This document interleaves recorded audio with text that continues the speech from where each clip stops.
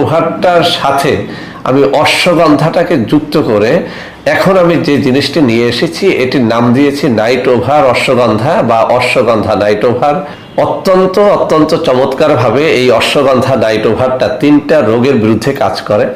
1 নম্বরে যাদের খুব দ্রুত, 2 নম্বরে যাদের কোনোভাবেই শক্ত হতে চায় না, 3 নম্বরে যাদের শক্ত হয়ে আবার নুয়ে পড়ে।